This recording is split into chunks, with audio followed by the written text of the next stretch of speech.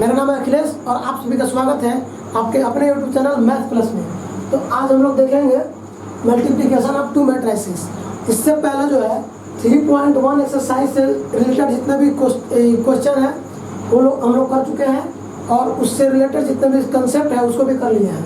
तो अगर आप उस वीडियो को नहीं देखे हैं तो लिंक में आपको दिया जाएगा डिस्क्रिप्शन के नीचे, आप वहाँ से जा कर के उसको कर सकते हैं। उसके बाद आप इस वीडियो को देख सकते हैं। ठीक है, तो शुरू करते हैं। मल्टीप्लिकेशन ऑफ टू मैट्रिसेस ये क्या होता है? ये होता क्या है कि यानी दो मैट्रिक्स, कोई दो मैट्रिक्स हमें लेते हैं। मान लीजिए ए कोई मैट्रिक्स लेते हैं, वो AIJ का कोई मैट्रिक्स है जो M/N ऑर्डर का है, एंड B कोई मैट्रिक्स लेते हैं जो BIJ एलिमेंट है और N क्रॉस P ऑर्डर का है। ठीक है, या ये P क्रॉस Q ऑर्डर का है।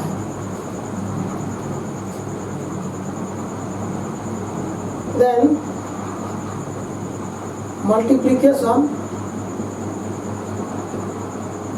is possible only when multiplication तभी पॉसिबल होगा जब ये दोनों इक्वल हो जाए। when n is equal to p, यानी कि n जो है वो p के बराबर अगर हो जाएगा तो मल्टीप्लिकेशन पॉसिबल होगा।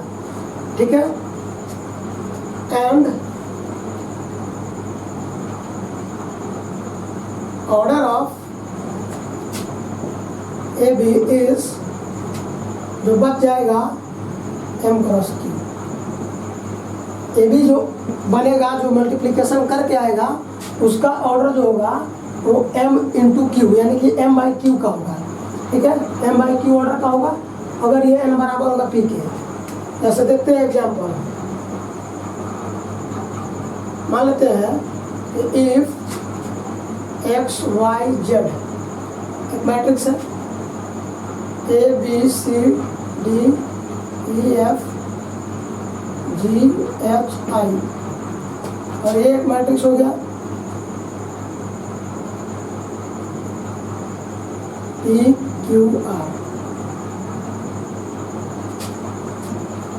is possible और not।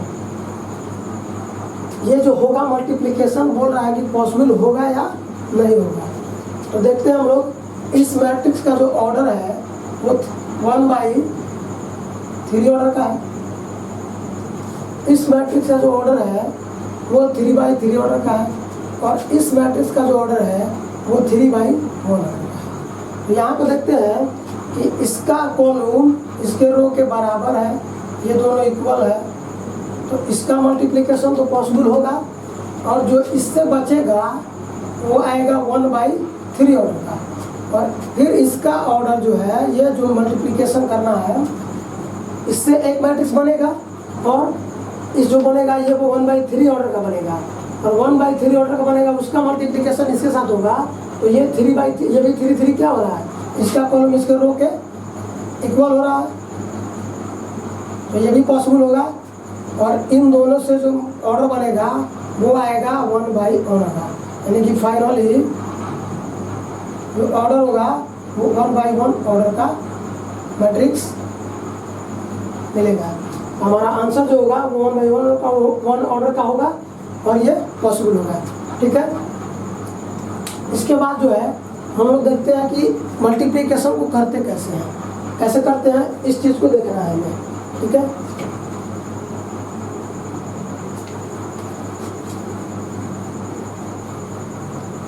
एक सिंपल से एग्जांपल लेते हैं। मान लीजिए if A equal to A B C D, ऐसा कोई मैट्रिक्स दिया हुआ है and B equal to P Q R T दिया हुआ है। Then find P Q R ले लेते हैं, W लेते हैं, M ले लेते हैं, L ले लेते हैं। Then find A B is equal to, यानी कि ए बी हमको निकालना है। तो पहले तो ये देखते हैं कि ये जो 2/2 ऑर्डर का है और ये 2/3 ऑर्डर का है, दोनों का ये जो है कॉलम इसका रो के बराबर है, तो ये दोनों इक्वल है। हम बोल सकते हैं कि ए बी जो होगा वो पॉसिबल होगा। और इसके बाद पॉसिबल तो होगा, लेकिन करना कैसे है इस बात को समझते हैं। तो हम लोग यहाँ पे ए बी लिखेंगे, यहाँ पे A B A dot B, यानी कि बी जो हमारा होगा E Q M R T N, ये हो गया। अब इसको कैसे करना है, करना यह है कि हमको जो है पहले इस रो का मल्टीप्लिकेशन कॉलम होता है। मल्टीप्लिकेशन जब भी होता है वो रो बाई कॉलम होता है। मल्टीप्लिकेशन जब भी होता है रो बाई कॉलम होता है। रो से कॉलम में करेंगे तो इस रो का इस रो से करेंगे, फिर इस रो से करेंगे, फिर इस रो से करेंगे, यानी कि इस रो का पहले इससे होगा, फिर इससे होगा और फिर इससे होगा, तीनों से होगा। देन ये जो होगा फिर इससे होगा, फिर इससे होगा और फिर इससे होगा। तो करते कैसे देखिए, यहाँ पे देखिए ए बी इसका रो का इसके कॉलम के साथ, यानी कि ए का मल्टीप्लिकेशन पी के साथ, उसके बाद ऐड करेंगे बी का मल्टीप्लिकेशन आर के साथ। तो हमारा आ जाएगा ए पी प्लस बी है। अब इस रो से इस कॉलम का खत्म हो गया, इस रो से दूसरे कॉलम के साथ करेंगे तो दूसरा एलिमेंट यहाँ बनेगा ए का क्यू के साथ प्लस बी का टी के साथ। उसके बाद तीसरे के लिए तो तीसरा एलिमेंट बनेगा ए का एम के साथ प्लस बी का एन के साथ। ये हो गया हमारा पहला रो का, सभी कॉलम से कर दिया। अब दूसरा रो का वैसे ही करेंगे जैसा पहला रो किया था, सी का पी के साथ C P plus D R C Q plus D T C M plus D M. ये तो नोटेशन है, हम लोग एक वेरिएबल लिए हैं तो इसमें हमारा आंसर जो है ये इतना ही आएगा। और हम ये चेक भी कर सकते हैं कि 2/2 ऑर्डर का है या 2/3 ऑर्डर का है। तो 2 मैच कर रहा है इसका कॉलम इसके रो के साथ, तो जो बच गया 2/3 वो हमारा मैट्रिक्स का क्या है ऑर्डर आएगा। तो देख लीजिए यहाँ पे 2/3 ऑर्डर का मैट्रिक्स आ गया है।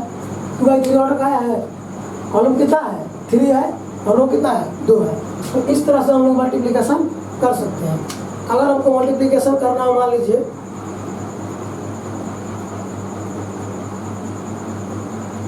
If A is equal to दिया हुआ हो 3 2 5 7 9 8 and B is equal to दिया हुआ हो 3 2 6 3 5 1 0 2 5। इस तरह से मैट्रिक्स दिया है, 2 मैट्रिक्स दिया है। Then find A B equal to A B हमको निकालना है। ए दिया हुआ है, बी दिया हुआ है। तो ए जो है हमारा है वो 2/3 ऑर्डर का है और ये है हमारा 3/3 ऑर्डर का है। ए बी निकालने के लिए क्या करेंगे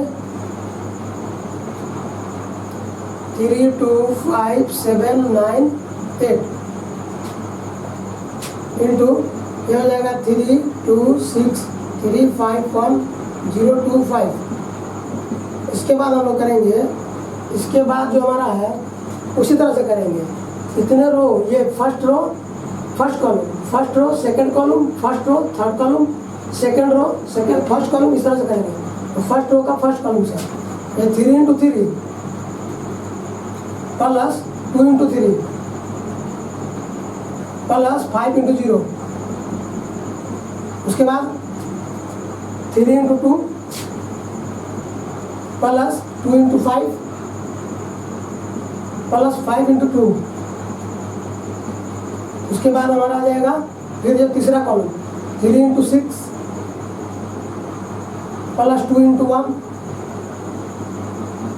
प्लस आ जाएगा 5 इंटू 5। ये हमारा हो गया पहला रो का तीनों कॉलम के साथ 3 एलिमेंट बन गया। उसके बाद सेम टू सेम ऐसे ही करेंगे दूसरा रो का उसी तरह से 7 into 3 plus 9 into 3 plus 8 into 0। उसके बाद दूसरा column 7 into 2 plus 9 into 5 plus 8 into 1। ये 7 का 2 से 9 का 5 से 8 का 2 से प्लस 8 इंटू 2 हो जाएगा। उसके बाद हो जाएगा 7 into 6 plus 9 into 1 plus 8 into 5। इस तरह से हमारा ये जो मैट्रिक्स हो गया इसका मल्टीप्लिकेशन कर दिया है और हमारा मैट्रिक्स जो है ये 2/3 है, ये 3/3 है। तो हमारा फाइनली जो मैट्रिक्स आएगा वो ऑर्डर आएगा 2/3 का और ये 2/3 का आ भी चुका है। इसके बाद हम लोग करेंगे कुछ नहीं, सॉल्व करना है। ये 3 इंटू 3 इसको सॉल्व करके मल्टीप्लाई करके ऐड करके लिख देंगे। ये 3 इंटू 3 हो जाएगा 9 प्लस 2 इंटू 3 6 9 प्लस 6 प्लस 0 इधर दे देगा 6 प्लस 10 प्लस 10 इधर हो जाएगा आपका 20 हो जाएगा 18 प्लस 2 प्लस 25 हो जाएगा 21 प्लस 27 प्लस 0 और ये हो जाएगा 7 14 प्लस 45 प्लस 16 और ये हो जाएगा 42 प्लस 9 प्लस 40। और इस तरह से हमारा जो मैट्रिक्स आएगा वो आ जाएगा। हमारा फाइनली मैट्रिक्स आ चुका है और वो है 15 हो गया, ये हो जाएगा 26, ये हो जाएगा 20 45, ये हमारा आ जा रहा है 7 का 1 8 और 2 2 4 45 और ये आ गया आपका 4 5 9 6 15 1 4 5 1 6 1 7 आ गया। और ये आ गया हमारा ये प्लस का साइन है, ये 9 5 1 है और ये 4 9 है और 2 11 का 1 हो गया 4 और 4 8 8 1 9 हो गया। इस तरह से हमारा मैट्रिक्स का जो मल्टीप्लिकेशन आया वो इतना आया। ठीक है, तो ऐसे भी एग्जाम्पल बहुत सारे होते हैं लेकिन हम लोग इतना कर दिया है कि इससे जो है हमारा वो पूरा क्लियर हो जाता है। इससे हम लोग किसी भी ऑर्डर के मैट्रिक्स को मल्टीप्लाई करके लिख सकते हैं। तो इसके बाद जो है हम लोग देख लेते हैं इसका कुछ प्रॉपर्टी भी होता है, उसको देखते हैं।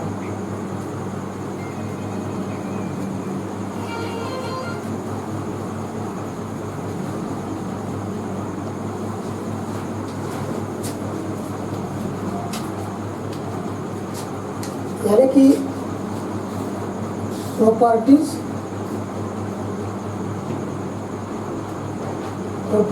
Of multiplication of two matrix. दो मैट्रिक्स के मल्टीप्लिकेशन का कुछ प्रॉपर्टी होता है, थोड़ा हम लोग उस पर भी ध्यान देते हैं। पहला नंबर प्रॉपर्टी होता है कि यदि A B equal to 0 there exist करता है, या तो A0 या B0 या B0 और A and B not equal to 0। कहने का मतलब है कि AB अगर 0 है तो A0 होगा या B0 होगा, लेकिन ये जरूरी नहीं है कि A और B दोनों 0 हो। दोनों में से कोई भी 0 नहीं होगा तब भी हमारा AB 0 हो सकता है। तो ये एक हमारा प्रॉपर्टीज है। दूसरा प्रॉपर्टी होता है कि यदि हमारा AB BA के इक्वल आ जाए, इस तरह का अगर लक्षण दिखाई दे तो हम बोलेंगे कि ये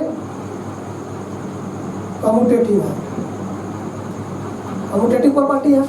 हालांकि कम्यूटेटिव प्रॉपर्टी जो है मल्टीप्लिकेशन में हमेशा कंफर्म ये सही नहीं होता है, since A B equal to B ए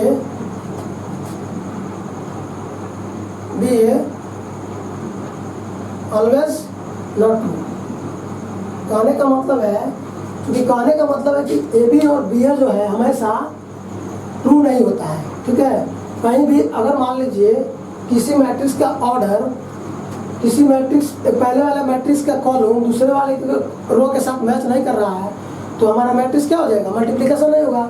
जैसे मान लीजिए कि ये मैट्रिक्स है आपको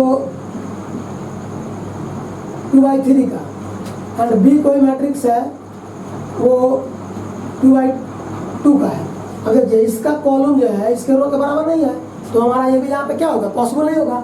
तो इसलिए हम कहते हैं कि ए बी जो है बी ए के हमेशा बराबर नहीं होता है, लेकिन जब भी बराबर होगा तो उसको हम कम्यूटेटिव प्रॉपर्टी बोलते हैं, ये हमेशा होता है, ठीक है। तीसरा होता है कि ए बी सी, यानी कि पहले बी सी का मल्टीप्लाई फिर ए के साथ, या हम लोग करेंगे ए बी का मल्टीप्लाई फिर बी के, तो इसको बोलेंगे एसोसिएटिव प्रॉपर्टी बोलेंगे इसको। और चौथा नंबर होता है, ये होता है ए बी प्लस ए सी। इसमें दो होता है, या पहले ए प्लस बी को जोड़ दीजिए, बाद में सी से गुना कर दीजिए, ए सी प्लस बी सी। ये दोनों जो होता है ये डिस्ट्रीब्यूटिव प्रॉपर्टी होता है, डिस्ट्रीब्यूटिव प्रॉपर्टी होता है, ठीक है। यानी कि हमको क्या करना है कि पहले बी और सी को जोड़ देना है, उसके बाद ए से गुना करना है, या पहले ए प्लस बी कर देना है उसके बाद सी से गुना करना है। तो इस तरह की प्रॉपर्टी को हम लोग बोलेंगे डिस्ट्रीब्यूटिव प्रॉपर्टी, और इस तरह की प्रॉपर्टी को एसोसिएटिव बोलेंगे। पांचवा नंबर होता है, अगर आप किसी मैट्रिक्स में आई से गुना किए या आई से ए में गुना किए तो वो हमारा ए ही देता है, ठीक है। और 6 नंबर प्रॉपर्टी होता है कि आप किसी भी आइडेंटिटी मैट्रिक्स का कुछ भी पावर दे दीजिए वो हमेशा आई ही रहेगा, ठीक है। यानी कि आइडेंटिटी मैट्रिक्स जो होता है, जो 1 0 0 1 होता है, उस मैट्रिक्स आइडेंटिटी मैट्रिक्स जैसे होता है कि 1 0 0 1, इस मैट्रिक्स का पावर कुछ भी करेंगे, कितना बार मल्टीप्लाई करेंगे तो हमारा क्या देगा, आई ही देगा। तो ये 5-6 प्रॉपर्टी है, और इसके बाद हम लोग मल्टीप्लिकेशन दे चुके हैं। तो इसके बाद जो है हमारा नेक्स्ट एक्सरसाइज है 3.2 का, उसका हम लोग सॉल्यूशन करेंगे इस थ्योरी के बेसिस पे।